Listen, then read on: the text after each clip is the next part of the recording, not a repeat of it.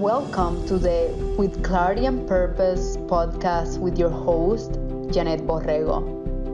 Each week, I bring you an inspiring person or message to empower you to live life on your terms so you can be who you want to be, do what you are meant to do, and have the life you deserve to have. We will provide you with practical and cutting-edge approaches to continue getting clarity and direction on your path, mastering your mindset, and gaining confidence to tap into your inner wisdom so you can live on purpose.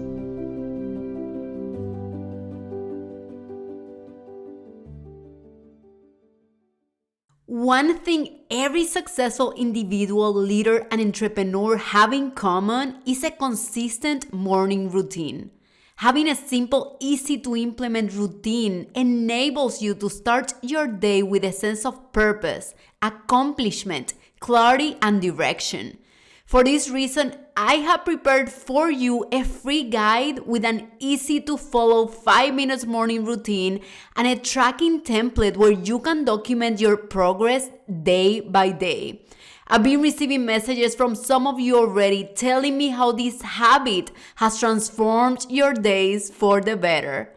Download this 5 minutes morning routine right now by clicking the link on my show notes so you can start your day on purpose. Welcome to another episode of With Clarity and Purpose, and I am beyond excited today because I have a very special guest. As you can experience already if you're in video, her energy, she is fire. Fire. Yes, girl, I love this entrance. So she's Annavy Phelan. She's the co-founder and co-owner of Loveland Yoga. She's, of course, a yoga teacher also and the best Houston muralist. Oh, yeah, I forgot to do that. Yeah, I added that. I know you. She's so special in so many ways, and it's someone that I've been wanting to interview for a while now, I promise, Annavy. And I'm like, I did a couple of workshops in Loveland Yoga, and I'm like, okay, let me build more trust, more rapport until I'm ready to interview her because you're that special for me. So I wanted you to know that. You're special to me. Yeah, oh my God, I know. It was so important to interview you, and I just wanted to be the right moment, the right place. Oh, that's so sweet. Yeah, I really appreciate that. So thank you so much for being here. Yeah, today, thank Annavy. you. Thank you for having me, and I think you're equally as awesome and special, and your light shines so bright. I love it. You know what I mean? But it really does, and it's inspiration just to follow you on Instagram. I'm like, wow. I love it. Wow. Thank you so much. Yeah. I really appreciate it. And honestly, Annavy, I also reached out to you because you have a very inspiring story when it comes to your career/business. Yeah. And a lot of the people that I bring into the podcast are people that have reinvented what career means to them in very unconventional ways. Yes. Just like I did, like you have done. Yeah. And it wasn't until I read the bio in your website in Loveland Yoga that I was like, what? And Annavy was this and that, and this is her background. And it was just so inspiring, even the way that you were communicating everything. It was so vulnerable, genuine, inspiring, and just so so natural and genuine. Well, I try. Girl, you try really well. You're amazing. It's hard to put a mask on every day. Yeah, it is hard. Too much work. So we were just like, let's just be honest and open, and let's just write what really happens. And I love it. It's a fun story, and honestly, because we retell it so often. Yeah, of course. I think that the story gets diluted. It happens to me too. Yeah, and a little changed here and there. Like, did that really happen? I don't know. That feels, I feel the same when I tell my story. It's like I tell it like it was me yesterday drinking coffee. Yeah. You know, because I've said it so many times. Yeah. Well, I haven't said it that many times. Well, this is your chance. Now it is the time. So I am from Houston, Texas. I am from immigrant parents, much like you yourself. Vietnamese? Yes. Both of my parents are Vietnamese. They came over here after the Vietnam War. I was born in Houston. I have an older brother. He was born in California, and they moved to Houston for better opportunities and things like that. It's an interesting story because when you grow up a little differently than everybody else, but you speak English, people still treat you a little differently, you know? Yeah, it's like you don't belong. Yeah. You don't belong anywhere in a way. Yeah. Yeah, and Houston is so great for its diversity. And you get off the airport, like airplane at the airport, you see every different race, every ethnicity. Everything. You travel anywhere outside of Houston, it kind of doesn't look that way. Yeah, and the restaurants, the food for us, for Cody and I, is so important. And here you have everything. Yeah, exactly. Yeah. Yes. So it's just kind of beautiful and a little mixed because there are some areas where it is not as diverse. And I grew up in we first grew up kind of in the hood. Yeah. I love the description in your bio. We had a humble beginning, aka poor. Yeah, that was one of my favorite. That was so Annavy. We grew up poor. We grew up pretty poor, and my dad owned at the time a chain of convenience stores when we first moved here to Houston, and my mom just opened one nail salon, and things progressed. The convenience store was actually out in Galveston, so my parents would drive from Houston all the way out to Galveston to take care of the store and whatnot. And there was an incident that happened at the store. I think somebody had burnt it down, and they were like, I'm done with this convenience store. But ever since as a child, seeing my parents as entrepreneurs, like starting their own business, powerful, it was really inspiring because my mom would like go to the store, to her nail salon, do her work. My dad he would work, at the grocery convenience store. It was called ABC. It's still there. If you guys want to go check it out. In Galveston? I love it. It's still a convenience store. The building still exists. So if you want to check it out, it's still there. And he sold the convenience store as is, and then my dad started to move into more of a corporate job. He worked for Schlumberger, applied as an engineer. He didn't have a USA scholarship or anything, not scholarship, degree. So they just let him work at that time. They just let him work up. That's crazy, really? Like, you don't see that often. You don't see nowadays. That anymore. Yeah. Nowadays, it's like you got to be. Well, that's awesome because, masters. if he had the skills, that's what, overall we care about. Yeah, and you, like, former engineer, almost same thing, right? Like, you couldn't even get in without having the degree, right? Like, you have to have the degree now. There's no way you could have worked yourself up. Yeah, totally. No way. Not at least in the companies that I worked on. But thankfully, I had my degree in the US, so that was like a lot. A little helpful, yeah. Yeah, a little helpful, only. But I love the part that you mentioned about belonging and you speaking English. I can identify with that so much because I grew up speaking Spanish, and even in Puerto Rico, where I lived for 12 years, that's Spanglish, really. It's a combination. You don't know how to speak Spanish very well or English very well. Like, you are at a disadvantage in both ways. That's me, exactly. My Vietnamese kind of sucks. My English isn't that great either. Exactly. They both kind of suffer, but at least I can speak both-ish. Yeah, exactly. That's how I feel. And it's so interesting because now even my Instagram and everything, I speak mostly in English, but of course I speak Spanish to my friends, my mom. And sometimes I do get this feeling of like, where do I belong? Do I belong with the English-speaking people? Do I belong with the Latins? It's just this like identity of like, am I everywhere? Maybe I'm meant to be everywhere, part of everything. Yeah. Do I value my Latin culture, my Latina culture? Do I just eat Latin food? Do I share my Latin background with my husband, who's a different race too?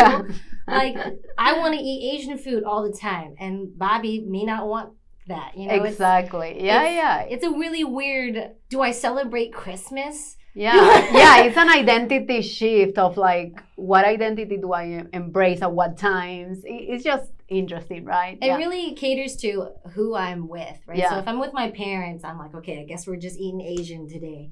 Yeah. We're just eating Vietnamese food today. Or if I'm with like my in-laws who are Caucasian, I'll be like, okay, we're going to eat Caucasian food.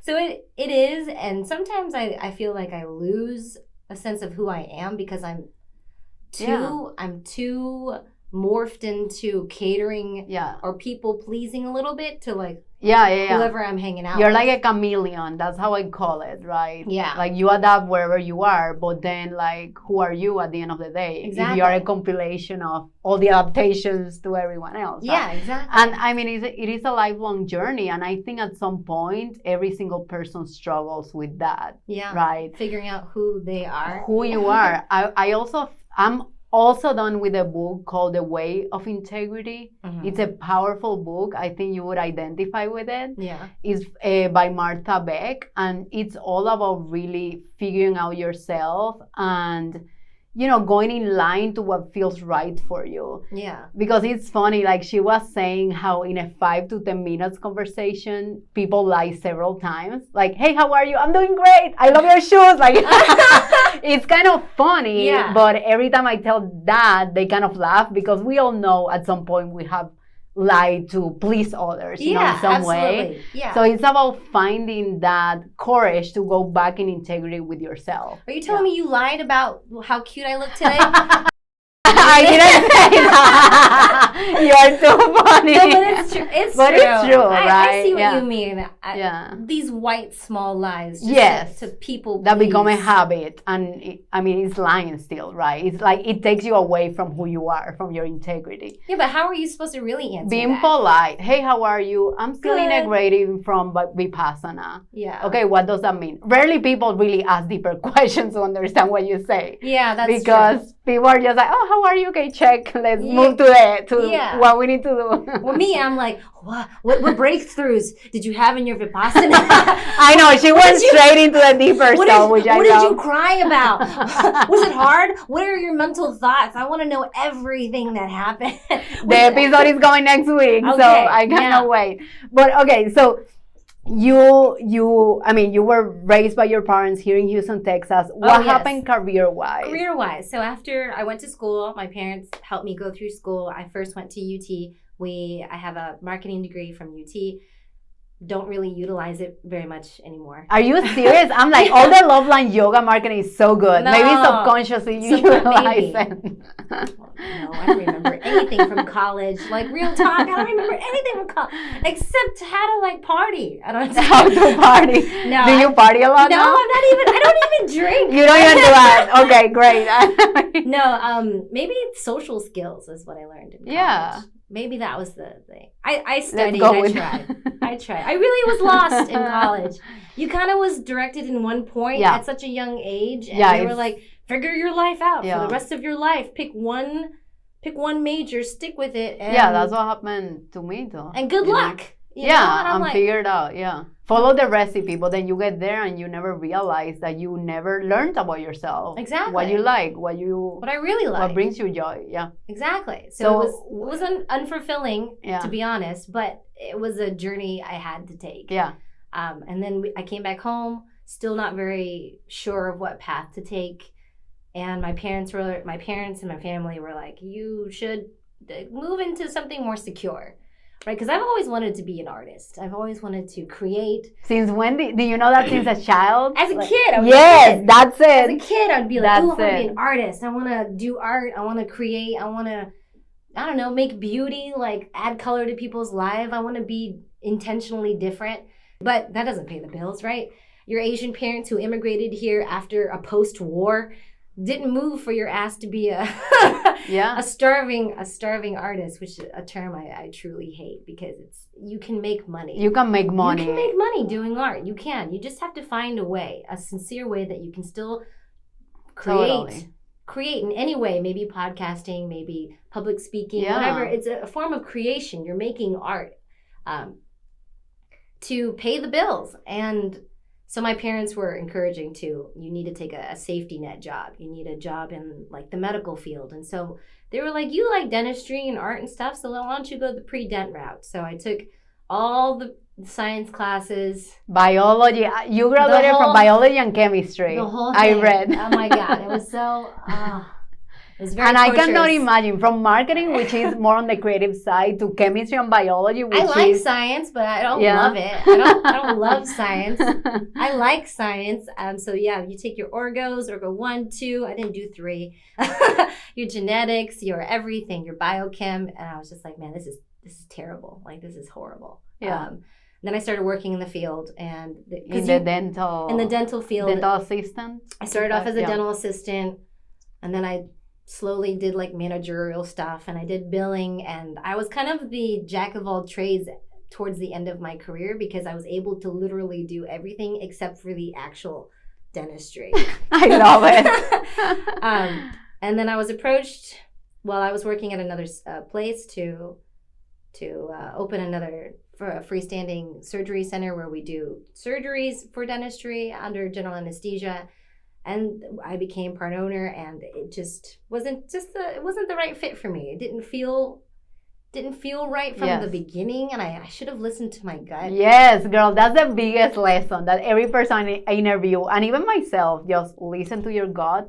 And I love that you started as a child, because I truly believe to discover that purpose, what fires you up, you need to really look at your childhood, because you already know. Isn't that cool? Yeah. Look at yourself as a kid. What did you like as a kid? I liked riding my bike. I liked physical exercise. Yeah. And I liked, man, whenever we hung out with my dad, we would always do physical activities, whatever it was, play kickball, ride our bikes, whatever it was. We were always physically doing something. And I played tennis. We played tennis a lot as a kid. And I really liked doing physical activity, but it wasn't acknowledged by my parents that was something also, because I own a yoga studio. Yeah. That was something that was valued. Like, physical athleticism wasn't really cared about. Yeah. It was kind of just like the maintenance of keeping your body healthy enough to just to like live. It wasn't like, oh, okay, maybe you could explore more of that and see what you can do and bring money that way. Exactly. Figure out a way to make money. I mean, I'm not balling out of control, rolling around in like yachts and stuff, but I'm a lot happier than I was making good money. I love it. I mean, same here. Yeah, same here. Same here. Your time. Yeah, the Time Next Advisor. Yeah. Times Square in New York. The New York Times article about you. The Times. The Time article. The Times article. It's very inspiring because I feel like we have very similar paths. We do. We just picked a really safe, secure, high-paying. We got swayed, girl. Yes, girl. I mean, honestly, one of my visions. So I think since a kid, one of my biggest visions was my mom left everything she had in Cuba to bring me to a country where I could have freedom. I want to be able to give back, right? Same. I want to support my family. Like, I want to be able to give back. So even as a child, we deprioritize ourselves to be able to provide that for our parents, and we never got to spend time getting to know ourselves. Exactly. Which is what happened after we went through all of that experiment, and we realized after we made a bunch of money. We made a bunch of money, and we said, okay, the checklist wasn't mine. The success checklist was someone else's. We were programmed to believe this way. Exactly. And now we deprogram ourselves. We all learn everything because it's an all-learning process, and we tap into that inner fire. I'm still deprogramming a little bit. Yeah, same here. I mean, still like, okay, we're in the same platform. Do I buy a new car? No, I don't need a new car. Do I? I'm those success monetary values that our family have already placed upon us. The type of car we drive, the house we live in, how many kids you have. Like, all of those affect every decision I make. So I'm very teeter-totter in every decision, big life decisions that I make, because I always subconsciously think about how will my parents judge me for what next decision I make. It's a habit. Yeah. Of going back to the same place, right? And you breaking the pattern, and building a new habit. Yeah. So I'm trying to deregulate that. Be like, okay, it's my life. I don't want them to value me because of how many kids I can pump out of me, or how many, totally, how big my house is, or how fancy my car is, or it doesn't, or what purse I carry on my arm. Like, I get that that's sometimes a symbol of like I've made it, and like I'm comfortable. Look at me, like I'm comfortable enough so that my family can feed ourselves and things like that, but I don't personally, and if that's your we respect everyone's model. You buy your purse, girl. You buy, you buy that Mercedes-Benz you had your eye on. You reward yourself. That's you, right? Like, I'm always such an advocate of like, if that's what's fulfilling for you, you do it, right? But for me, like personally, I'm just like, man, I don't know. I'm still trying to figure that out. Like, what's really gonna fulfill my own cup? Yeah. You know what I mean? So totally. Left corporate job, left it, get out of here. And wait, I want to, so in the process, because you have it published, you have it in your bio, it says that you tried applying for your dental school exam and you failed several times. Failed. I mean, it's so failed important. Hard, right on my face. Boom. Didn't get in. So important to really highlight that, right? Even Sarah Blakely, she took the LSAT several times to go into law, and she failed the 3 times. She ended up working for Disney, then selling fax machines, and then inventing Spanx, and now she's a billionaire. Yeah. So, and I love bringing that aspect because everyone is so afraid of failing. Everyone is so afraid of making that mistake, of trying something new. In the process of reinventing yourself, really, what was your mindset around failure? Like, when you failed that, what was the thought process? How did you come out of that? Like, oh man, that was a pretty hard one to swallow, because it was definitely a milestone that our parents set upon us. Yeah. And I was just kind of thinking back to it, a lot of crying. Yeah. Hey, we all cry. I'm a crier. Lot of crying, a lot of realization that this isn't for me. Like, this isn't, what life am I leading if I'm like forcing myself? Exactly. Like, it was really about the intuition thing too. It was kind of like, I'm going against my intuition. Yeah. I don't want to do this. I'm only really doing this for someone else. For someone else, whoever at the time it was, and maybe like safety, like that, the feeling of security financially. But it wasn't. I think you just need time to work through it and just admit that you failed. Full acceptance. Hey, you just failed. Yeah, and it's something that, like you said, it sucks. It really sucks. It really sucks. Yeah. But how do you get over it? I think a really hard slap on the face, honestly, like just kind of like, I failed at it. I failed hard, and I didn't get in, and accept the fact that it's okay. Yeah, and that you don't like that field anyways to be your whole career, right? In a sense. So I love what Jamie Kern Lima, she's an author, she says rejection is God's protection. Mm-hmm. You know, like of basically like, hey, if that's not what you like, now if you like that, hey, try 20 times, you know? Mm-hmm. That's how Starbucks got invented. Like, it wasn't until the 65th loan that he was able to actually open a Starbucks. Yeah. Just like Disney got. Yeah. If you like that, it's all, failure is part of the process. Mm-hmm. But sometimes you're trying to fit in somewhere that you don't want to fit in anyway. Exactly. Like you were. Yeah. And you're like, okay, course correct. This is just not it. Yeah, this is it. This isn't it. This isn't for me. I love it. So you left corporate. It's really hard. That's a really good fact that you were kind of distincting. Like, I was kind of teeter-tottering in between the two. Like, do I keep trying and just say, maybe the puzzle piece fits, maybe this is the right way? Or maybe it was kind of like, this isn't it. This isn't the way I was supposed to go. And I don't know. I think I finally just listened to my gut and was like, that's it. This is it. I'm closing the door on this chapter. I love it. I love it. This is it. I'm moving on. And so I left everything. Corporate, everything. I just was like, this is it. I took a break for a year. I was an intern at a microblading eyebrow tattoo place. I love it. Hey, she is amazing, because it had to do with art. And I still aspire to be a tattoo artist. I'm very insecure about putting something permanent onto people's bodies. But that's why I took that internship, because I wanted to be in it to see if I really liked it. And I do like actually the art of tattooing and art on our skin.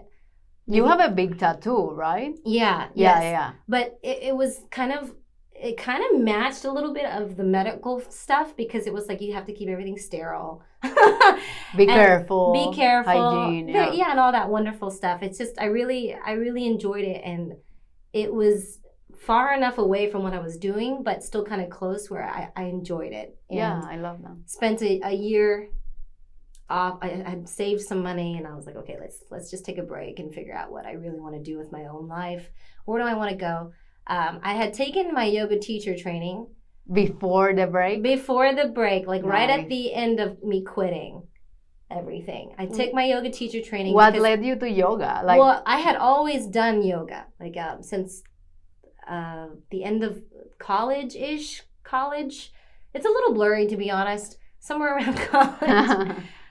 I was always into some kind of physical activity. Was it playing basketball or yoga or I don't know, weightlifting, whatever it was. I was just always really into physical activity. I was really liking all those things, just honestly kind of finding my way there too, like what physical activity kind of caters to me. And yoga always kind of stuck like in the background. It wasn't always the majority thing that I would always do, but it would be like, okay, once in a while I'd be like, okay, I need to take a yoga class. I need to decompress. I need to de-stress. And you kind of stretch it out, breathe, and get back into my own body. Rather, like, because we spend a lot of time here in our heads. Oh my God, yes. And whenever I practice yoga, I turn off my mind. And I just let the teacher guide me so I don't have to think about the next pose or what I'm doing. And I can really attune to, oh, my shoulders hurt today. Oh, shit. Like, it's been a while since I've looked at my hips. My hips feel tight from, I don't know, standing all day or something. So yoga has always been there. And when I took my yoga teacher training, 2017 of March 2017. Wow. Ooh, that's a long time ago. It's kind of the push that was like towards the end of that was the confidence built to quit. Because it's really hard to quit a high-paying job. It is hard. I mean, it requires a lot of courage, I love that you experimented, right? Mm-hmm. In order to know that yoga was the thing that really, always you ended up going back to yoga, mm-hmm. right? And you tried every kind of activities, physical stuff. And I think clarity is a byproduct of experimentation, of taking action, experimenting what feels right, mm-hmm. and knowing that way. And it's a lifelong journey, like I always say. Yeah. And it's forever changing, too. It's forever changing. So you think you figured yourself out, and then like 10 seconds later, you're like, you may wait. evolve again. Yeah, it's ever changing. Yeah. So finally quit, took my yoga teacher training, and met Bobby, my husband. They are the cutest couple ever. We were very platonic at first. We were just friends. We were just talking casual. You know how like you and I talk on Instagram? Yeah. Like that. It's like, oh, what are you up to? Da, da, da, da. Very platonic. Nothing crazy. It wasn't until the like summertime, fall semester, like fall of 2017, we started like summer of 2017 we started talking. I love it. And then we were hanging out, and he's been a yoga teacher since he was 23. I was following Bobby for a long time, like years and years ago. Wait, I had him in Instagram. Oh. Yeah, because there was a time that I was doing more yoga, and then the people I was following, they were sharing things from his Instagram, and then I started following him. Oh. Like a long time ago. I know, crazy, right? Crazy. Yeah. Well, how the world makes a little circle. I know, and then Cody started going to Loveland yoga, and I didn't know Bobby, I didn't know you, of course, and that's how everything interconnected. Yeah, it's weird, huh? Oh, I didn't know you joined because of Cody. Yes, he was the one who started first. What? Girl, what? Yes. Oh, I didn't know that. So it's come for full circle. Full circle. I met Bobby. We hung out as friends first. This is recorded, kind of. Right? I mean, that phrase is kind of friends first. Friends first. I'm just so foggy on my friends memory. With benefits. My memory escapes me. I love it. And then I quit my job.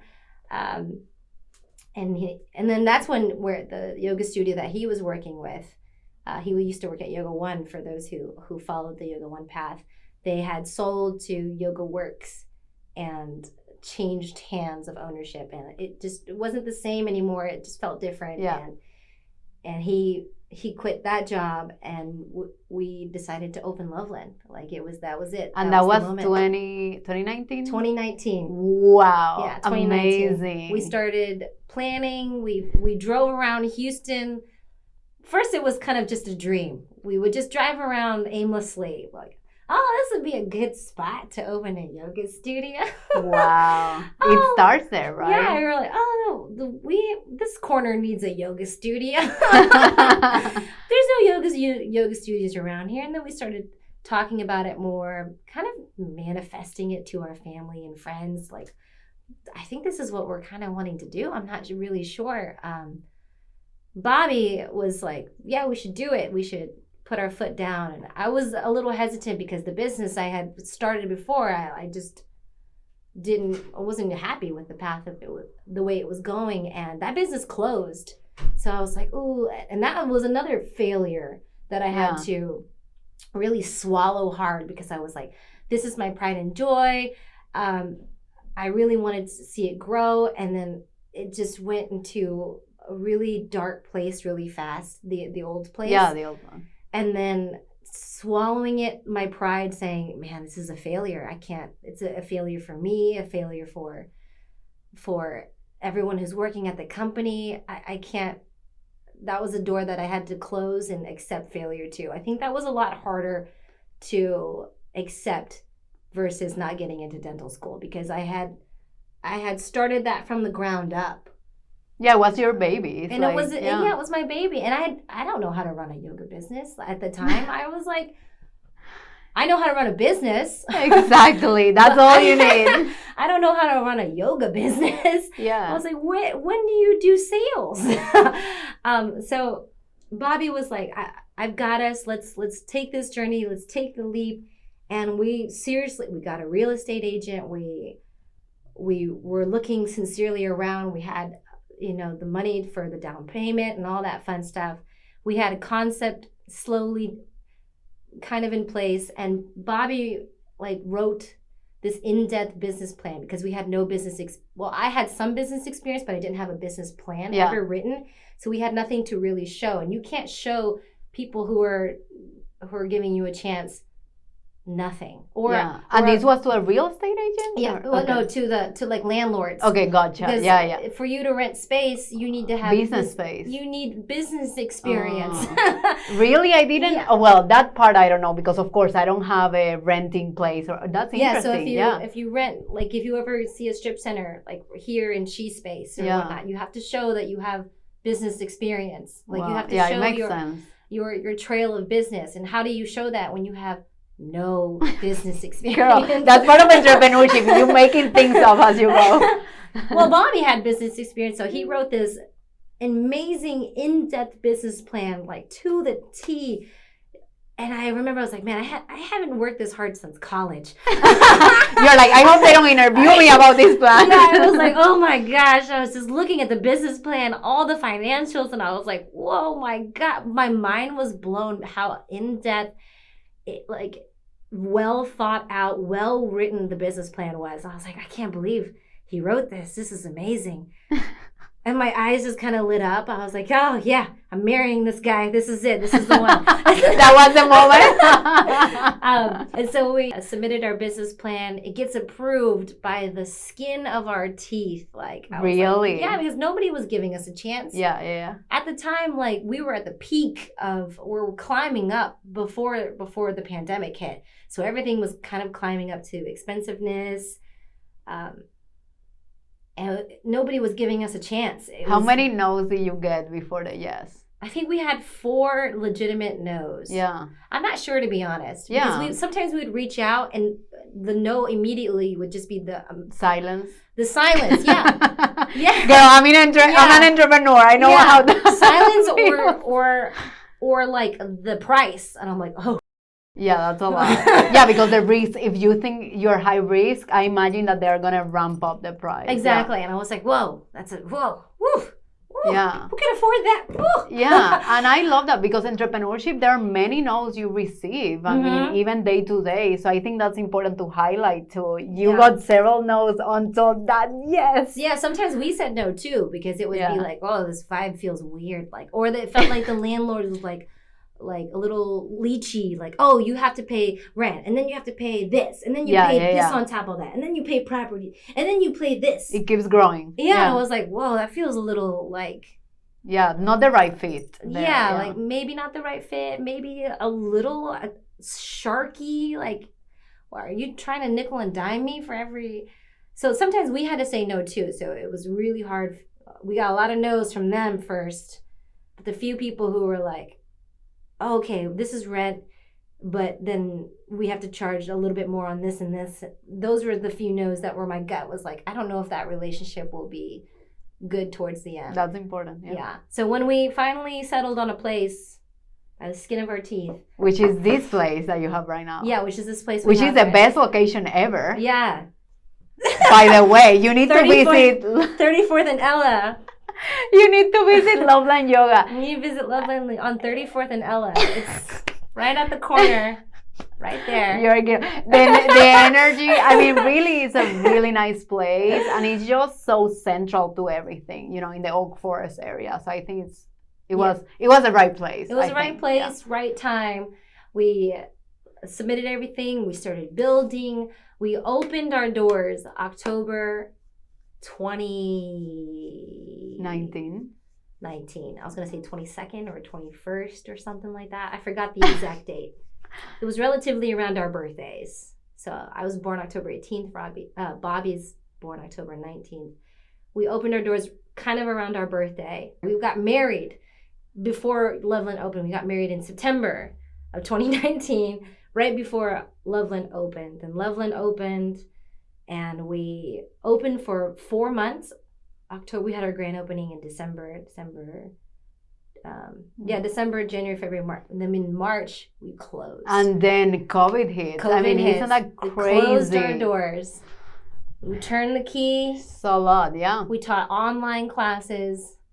It was the hardest, next to opening the business, it was one of the hardest 3 months like we've ever endured. Like mentally, physically, everything, because you can't exercise.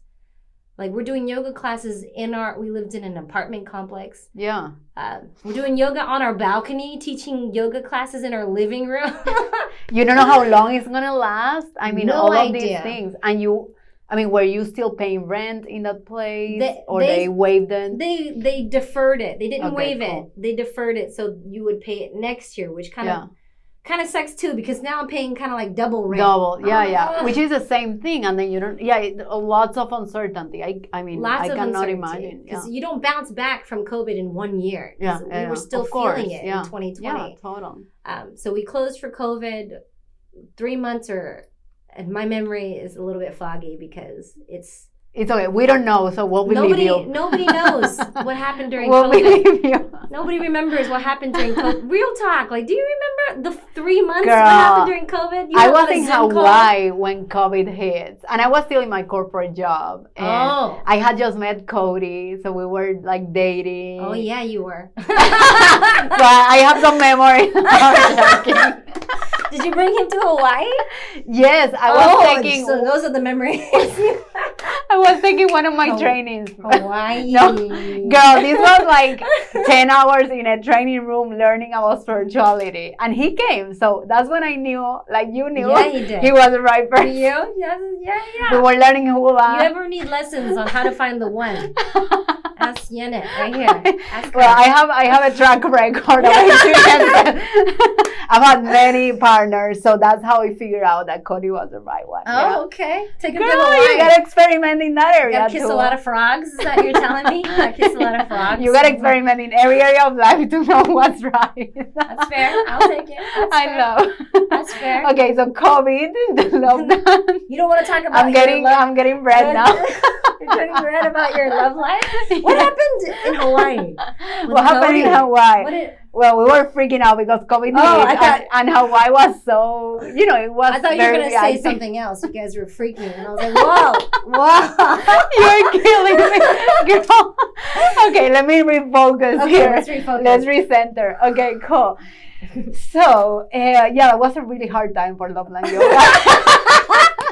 But not for Yanet. I mean, for me, I remember everything. It was a tough time. No one knew what's going on. We thought it was like 3 months, but we said by it was August, 2 weeks. We thought it would be 2 weeks, real talk. And then it was like nonstop. We thought we were going to be closed for 2 weeks. We closed for a month. We closed for I don't really honestly remember. Yeah. I think we closed for like a month or a month and a half or 2. I don't remember. We opened. All I remember is that when we opened, we were like, our doors are opened, and like just like 5 people showed up. Yeah.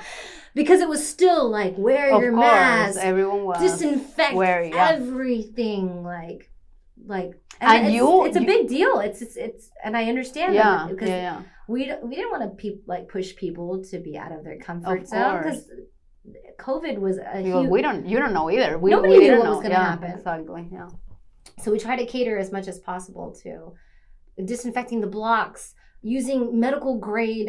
We bought a medical grade cleaning machine. We still use it. It's called the Clark. I think I've seen it. Yeah, and we Clark the floor, and we disinfect the floor. We disinfect the blocks. We bought an ozonator that like converts H2O into H2O and like changes the molecules of the air or something like that, where it's a little bit more safe to breathe in the air. We were trying to take every precaution to make people feel safe, but we also had to keep the doors open. Like there was no way that we could continue to teach online classes and make it. Of course. And you were pregnant? When do you? Oh yeah, and then girl, I was pregnant. You were pregnant We too? made a baby. We made one. You made a baby. I remember that. I'm glad you do, my friend. So I mean, you were pregnant. I feel that was a big milestone too, right? Yeah, it was running a business, being married, having a baby. Having a baby. We were Robbie was born December 2020. December 2020. Wow, 2020 or 2021. I think 2020. Yeah. 2021, I don't know. I am like, Annavy, I don't know. Honestly, no, I don't you're know. right. It's 2020. 1 year after the studio, the grand opening of the studio? Yes, and then we had Robbie. So you immediately? Yeah. Well, I mean, it was the pandemic. We were like... You were bored. We were bored. We're done with the class for the day, and we were like, what else should we do? I'm just kidding. Oh my God. My son, if later these are the clips I'm going to put in social media. Don't put that in. And I'm sorry, Robbie, in 18 whatever years you watch this, I'm sorry. So, okay, you had a baby. We had a baby. You were like motherhood. I mean, how, and this is one of the big questions I have for you, right? How was integrating motherhood, being a wife, being a business owner? I mean, how? Man, because, as I think of having kids, right? I'm always like, man, I'm building this business. And then, like, how do you do it? How give me some tips. I definitely need some coffee. Lots of coffee. But you cannot drink too much coffee if you're breastfeeding. I mean, if you're pregnant, no. But the thing I remember is that I couldn't drink my amount of coffee, and that was one of the most painful things for me. I drink coffee. My mom says that. My mom is like, in Cuba, no one said that we couldn't drink coffee. I drank a lot of coffee when I was pregnant. You came out perfect. You beautiful angel. You are so sweet. But for real, you came out great. Thank you. Mom, you think your mom was right? Just drink coffee. I'm just kidding. Don't take any medical advice from me. I have no idea. I personally just drink coffee. Yeah. But the pregnancy went well, motherhood, business. I mean, and you have Bobby help. Bobby helps you a lot with the baby. Absolutely. Yeah. We alternate. He cooks too. He cooks. He bakes bread. He bakes bread. I remember. He still breaks bread. We made pizza last night. But yes, man, he's just an entrepreneur in other everything. I want him to open a bakery. I really do. I know he does. I mean, I've looked at the Instagram stories and it looks amazing. Yeah, I want him to open like an artisan baking thing. But to go back to your original question of like, how do you balance motherhood, entrepreneurship, and running a business, being a wife. Honestly, it's hard because I feel like when you focus on one thing, the other things kind of suffer. Yeah, bit, of course. Right. So like when I'm stressed out about work or something happens at the business or whatnot, I'm not the best wife, honestly, because like. I mean, I can relate to that. I'm sure Cody will attest to that. Yeah. I'm a pretty crappy wife, honestly, and sometimes sometimes, not all the time, I recognize it and I'm like, oh crap, I really need to like let go of the attitude because I don't really have anyone to like let it out to, and so you can call me anytime. Okay, yeah. We are recording this. I can't be mean to you though. Yeah, don't be mean. Sometimes I'm mean, you know. Sometimes it's hard. Awareness is the first step. Yeah, awareness is the first step. And then the balance is like sometimes it teeter-totters. So then like maybe I'm a great wife for like the month or whatever, or the week. But then like I lose the attention to the business. But thank God the business, like everyone who is part of the Loveland team is amazing. Yeah, like, you have amazing people. Amazing. And you're amazing leaders because you attracted them. Amazing. Everyone is just uniquely their own beautiful puzzle piece that makes Loveland such a fun, vibrant, wonderful, welcoming place to be. Do you know what I mean? Yeah, it's a studio with the most heart. Oh. I saw it in your website. I put that on there kind of cheesy. Copyright expert here. I'm like, I like that. Yeah. I like that. But everyone has something unique and beautiful, totally. like too. And everyone's so like smart. So much smarter than me. I'm just like, yeah, you do that. And then they always have like wonderful suggestions and things like that where I'm like, yeah, do it. That sounds, yes. You know, and I'm always an advocate of man, I've always was raised to be like the cheerleader for the underdogs, always. No matter, even if you're not an underdog or not, just like your biggest cheerleader. So if like a teacher comes up or something like, I want to do this, or if Yanet comes up to me, hey, let's do a goal setting workshop. I know. I did 2 workshops and she was amazing. You're very flexible. You're very open, flexible. Oh, that sounds great. I mean, I think your focus also is on serving the community. And with that in mind, it comes that flexibility and that openness to whatever is best for the community of Loveland Yoga. And I love that you touched on, hey, when I focus on one area, the others suffer, because sometimes we have such a big expectation and pressure to deliver perfectly in each area. And the reality is that we are human beings. We are also learning. It is impossible to be perfect, show up empowered and perfect every time. You work towards it, right? Mm-hmm. And we are still gonna mess up. We're human beings, you know. So I love that reminder. I've messed up this podcast like 20 times. I'm sorry. No worries. Hey, one thing on my podcast is there is no editing, so we'll put everything there. Oh no, I don't like that. Take out all this. Take it all.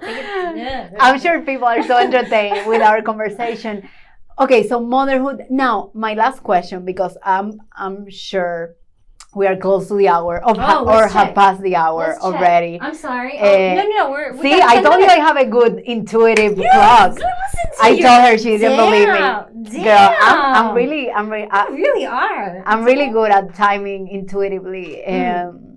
I don't know where that comes from, but I'm like, maybe I should do a digital course on it. No, I'm joking. The coffee your mom drank. It's the coffee. It's the Cuban. The Cuban coffee that leaked from her placenta to your belly into your veins. Exactly, girl. That made me intuitive in that sense. Yeah.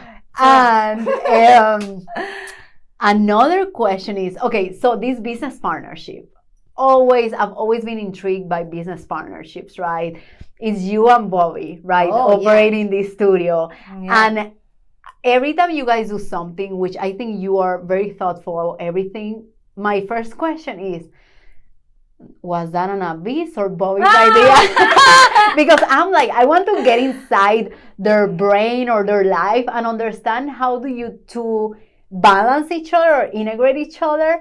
I mean, in the business side, what are your strengths versus Bobby's strengths? Or maybe you both are good at everything, and like, how does that work? Like the marketing versus the copyright. And so that's right. That's a great question. So at first, when we first started the business, it was all over the place. We would all like do this and switch this and do marketing there, and we would both do this. And then as years progressed, we started to groove a path of, okay, then I take care of all the marketing. So I'll do the Instagram ads. I'll update the web, like build the website. The billboard in the street, like what you guys had, you know, like next to Loveland Yoga, there are sometimes letters there. That's you know, everything that's marketing. That's you. I'm like, that's genius. Who was that, Bobby or Annavy? And then he does all like the analytical things. Yeah, like, I love them. He does all the finances. He makes we also have help with finances too. Yeah. But before, Bobby's doing all the paperwork and finances and whatnot. The hiring. That's kind of both of us too. I love them. We both kind of gauge. We're both there on the interviews and whatnot. That one's a little iffy because I feel like we have very similar tactics of hiring. Yeah. Like, we kind of just go with our gut. Yes, that's it. That's the only indicator you need. What's my gut feel here?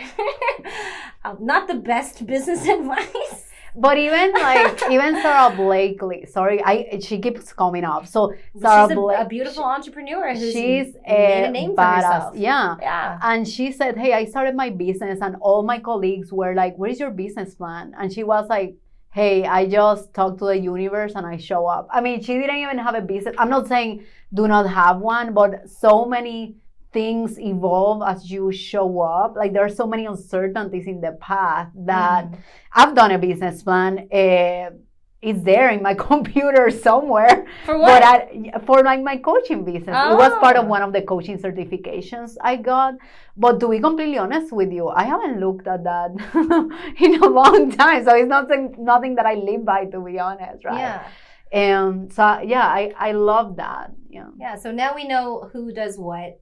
It's a little bit more defined on who's taking care of what business and whatnot. And then also we communicate with each other like, oh, have you seen this email? Like, are you going to take care of this? Who's taking care of that? And then we kind of delegate for that. And I'm sure you and Cody do the same thing with your coaching business, because I was trying to pick his brain the other day. And I was like, do you talk to Yanet about her business? And he was like, yes. I know. Yes, I'm like, every time I have a decision, I'm like, baby, I'm thinking this. What do you think? Baby, can you review this email? Like, he's always my sounding board in that sense. Yeah. I mean, he has never been interested in being an entrepreneur. He's more comfortable on the security side of corporate. Yeah.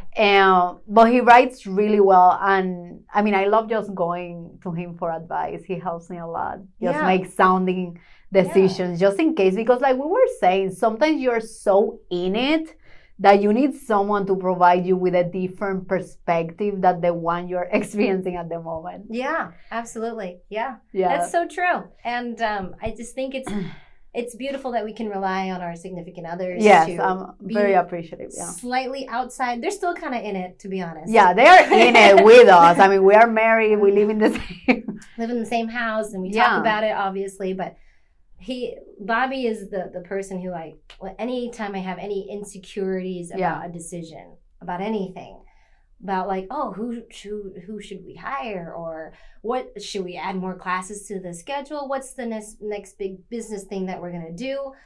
I always look to him, and it's unfortunate that like I can't rely on myself just yet, but he's always been like, you know, we got this. Like we're gonna make it. He's the solid foundation to like you can relax. Yeah, of course. And trust that whatever we're working towards is going to happen, and trust your decision. Just you know that you're a smart woman, and I never thought I was a smart woman until I met Bobby. Until he ingrained it into my brain. He was like, "You are smart. You just gotta believe it yourself." And I was like, That's powerful. That's beautiful. I love that. I mean, it is so important because we do need a village, right? Like, even though we can do things ourselves, we have blind spots. We have things that we need help with. So I truly believe that we are meant to do it all together in a way, right? Yeah. Finding the right people, not anyone or everyone, but you connect with the right people in the journey, just like you and I connected. Aww.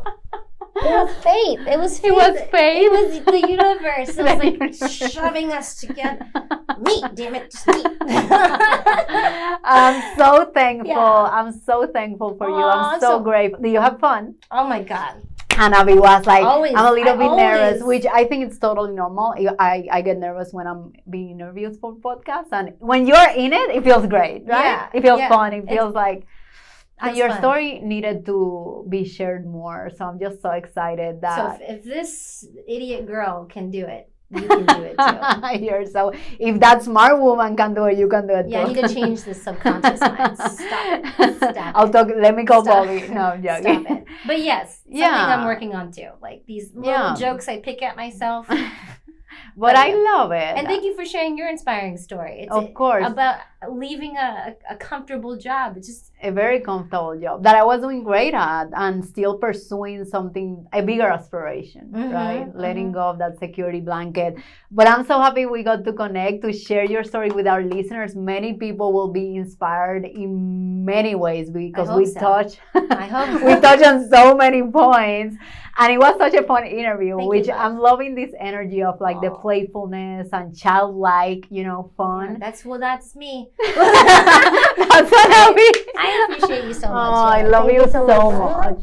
I love you. I love your energy and your light and your awesomeness. Yeah. Yes. So we did it. Great job. We did it. Thank you everyone for tuning in and follow Annavy on Instagram. Share all your info. Instagram. Oh, okay. So I've got Instagram. Let's shout out to Loveland Yoga first. So Loveland Yoga, at Loveland Yoga, lovelandyoga.com. All that fun stuff. Personal IG is Annavy, ANNAVY.Phelan, PHELAN. And I'll put it on the show notes too. It has all like my personal life things where I usually just shoot things of my son. She has a YouTube video. She has so many things. You need to follow her because we're starting a YouTube. I got that from you, girl. I was like, ooh, we need to hit on that sweet, girl. YouTube. We inspire each other here. I clearly, need to get on that YouTube. Follow her on YouTube, on Instagram, everything. Follow you need Yanet on YouTube. Yeah. You need us in your life. You need us in your life because why not? Why not? Right? Not? Right. You're not doing anything anyway. We shine bright. Okay. Love you. Mwah. Love you all. Bye bye. Thank you so much for listening at With Clarity and Purpose. I really hope you enjoyed today's episode. Sharing is caring. Please share with your friends and family so we can continue building an empowered community together. I'll see you next week.